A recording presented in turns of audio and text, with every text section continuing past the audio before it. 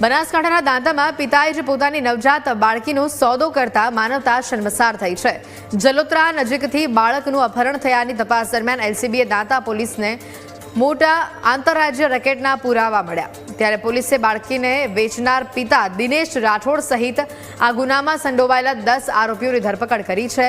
આખું નેટવર્ક તેલંગાણાની કુખ્યાત મુર્ગન ગેંગ દ્વારા ચલાવવામાં આવતું હતું અને જેના તાર ગુજરાતથી આંધ્રપ્રદેશ અને તેલંગાણા સુધી જોડાયેલા છે। મુખ્ય સૂત્રધાર હૈદરાબાદના મુર્ગન સહિતના શખ્સો નવજાત બાળકોના સોદા કરતા હતા। પકડાયેલા આરોપીઓને કોર્ટમાં રજૂ કરતા 5 મે સુધીના રિમાન્ડ મંજૂર કરવામાં આવ્યા।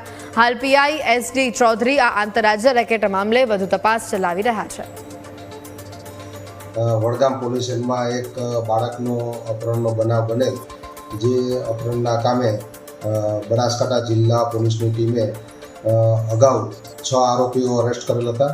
આ આરોપીઓની પૂછપરછ દરમિયાન દાંતા પોલીસ સ્ટેશન વિસ્તારના કાંસા ગામે તથા અમીરગઢ પોલીસ સ્ટેશન વિસ્તારમાંથી એક બાળક નવજાત શિશુ ખરીદ કરેલ હોવાનું જણાઈ આવતા બનાસકાંઠા જિલ્લા પોલીસની ટીમ તેલંગાણા ખાતે જઈ અન્ય 4 આરોપીઓને અરેસ્ટ કરેલ છે અને આ તમામ આરોપીઓની પૂછપરછ કરી રિમાન્ડ મેળવતા આ બાળ તસ્કરીનું એક પ્રકારનું ઓર્ગેનાઇઝ પ્રકારનું ક્રાઇમ જણાઈ આવેલ છે અને આ ગુનાની તપાસ હાલમાં દાંતા પીઆઈ શ્રી અને અમીરગઢ પીઆઈ શ્રી કરી રહ્યા છે।